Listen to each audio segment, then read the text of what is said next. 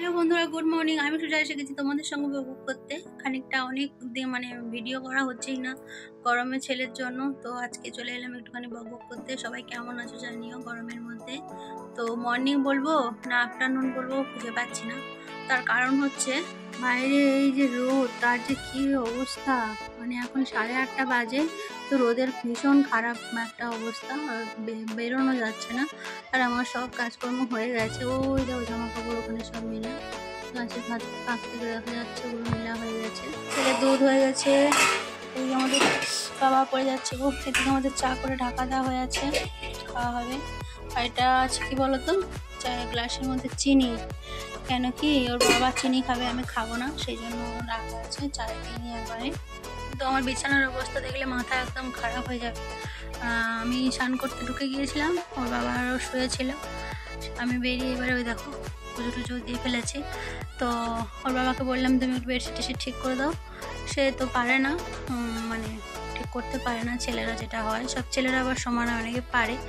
তো এই অবস্থা রয়েছে, এখন বিছানা ঠিক করবো। আর ওর বাবার ছেলে ফের মানে এসেছিল ওর বাবা। আমি আমার ছেলেকে নিয়ে একটু বই দেখাচ্ছিলাম, এবিসিডি যেটা হয় দেখাতে হবে, বলতে চায় না। খেয়াল খুশি, অনেক সময় নিজে থেকেই বলবে আমি বলবো, আবার যখন আমি বলতে বলবো তখন বলে না, এরকম একটা ব্যাপার। এর গিয়েছে বললাম, তার কারণ দেখো যে এনেছে ঝিঙে, পটল, গাজর, কলমি শাক। এটার মধ্যে মাছ আছে, তো কী মাছ এখন দেখিনি আমি, পোনা মাছই হবে, কাটা পোনাই আমরা খাবো। কেন ওই পটল ঝিঙে দিয়ে জিরে দিয়ে আধখানা কাঁচা লঙ্কা দিয়ে সবার জন্য একসঙ্গে করবো। গরম পড়েছে, তো ছেলের জন্য যেটা আলাদা করতাম সেটা আলাদা করবো না, সবার সঙ্গে একেবারে মানে করে নেবো। ছেলেও খাবে আর আমরাও খাবো। মিশাকে বাড়িটা ছোটো করবো, এটাই করবো। আর ফের গেছে বললাম, কারণ আমি পাঠালাম, বললাম যে অনেকদিন পরোটা খাওয়া হয়নি, একটুখানি পরোটা আনো। তো বলে যাচ্ছে, বলে গেছে, জানি না পাবে কি না, পায়ে খাবো। এলে ওই চা খাওয়া হবে, চা আছে খাওয়া হবে, এখন আসেনি, গেছে। এই হলো সকালবেলার আমার কাজকর্মের খবর। তো সঙ্গে দেখো, দেখতে থাকো। তো দেখো পরোটা এনে ঢালা হচ্ছে, পরোটা না তরকারি ঢালা হচ্ছে বর্তমান। পরোটা ওখানে আছে অল্প, 200 তো 200 পরোটায় যে আমার ছেলে এসে হাঁপিয়ে বসে গেছে। ওটাতে হবে না বলে মুড়িও আনা হয়েছে, তরকারি দিয়ে খাওয়া হবে। এদিকে চাও ছেঁকে নেওয়া হয়েছে। এই হলো টিফিন, চলো টিফিন করে নিই।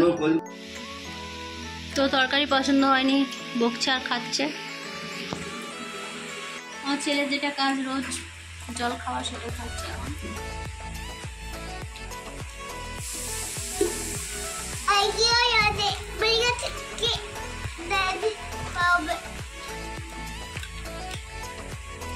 তুমি কিছু খাবে না, জল খাবে? খাবে না, জল খাবে, হলো ব্যাপার। গপ গপ করে খেয়ে নিচ্ছে, আমার জন্য থাকবে কি জানি না, থাকলে খাবো, নাহলে মুড়ি খাবো বলেছি বলে বলছে আর খাবো না। পরোটাগুলো শক্ত, ঠিক আছে, তরকারি টেস্টটাও ভালো না, আমার তো ভালো লাগছে না, পরোটা খুব শক্ত।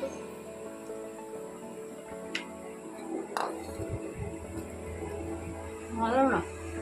তো দেখো খেয়ে দিয়ে চলে এলাম রান্না করতে। আর ওই কালো গাড়ির মধ্যে যখন দেখালাম না, তখন তো খুলে দেখিনি, মাংস ছিল। তো মাংসটা এখন কষাচ্ছি। হয়তো ভাবছো জল দিয়েছি, একদমই নয়, জল দিইনি। ওই পেঁয়াজ টমেটো এগুলো দিয়েছি, তো তারপরে মাংস থেকে জল বেরিয়েছে। মশলা টশলা কষানো, সেগুলো আর শেয়ার করা হয়নি। আর শেয়ার করলে ভিডিও বড় হলে কেউ দেখতে চায় না। তো ওই দেখো কষিয়ে নিচ্ছি, এরপর জল দিলাম। আর দেখো আমার মাংসটাও রেডি হয়ে গেছে। জল দিয়ে সেটাও দেখানো হয়নি, কিন্তু আমি খুললাম, এরকম ঝোলঝোল করেছি। আর অনেক দিন ধরে না আমার ছেলের সঙ্গে ওই একইভাবে খাচ্ছিলাম, মানে ও যেরকম খায় না, হালকা ঝাল দিই, অর্ধেক কাঁচা লঙ্কা আদার সঙ্গে বেটে আমাদের 3 জনের তরকারি হচ্ছিলো, কিন্তু আজকে একটু লাল লাল করলাম, খেতে ইচ্ছে লাগলো তাই। তারপরে না তরমুজ খেয়েছিলাম, তো সেই তরমুজের খোসাগুলো আমি দেখো রেখে দিয়েছি। এটা দিয়ে না একটা রেসিপি বানাবো, তো সেটা দেখার জন্য আমার চ্যানেলটাকে সাবস্ক্রাইব করে দিও নতুন হলে। আর পাশে থেকো, সাপোর্ট করো, ভিডিও দেখো অবশ্যই। একটু এগোতে হবে, একটু নয়, তোমাদের সাপোর্ট পেলে অনেকটাই এগোতে পারবো, আর না সাপোর্ট করলে একটু এগোতে পারবো না। তো আজকের মতো এটুকুই, তো এত বড় বড় নয়, ছোটো ছোটো করে কেটে নেবো ওই খোসাগুলো রান্না করার সময়। তো চলো, টাটা, বাই বাই, সবাই ভালো থেকো, সুস্থ থেকো।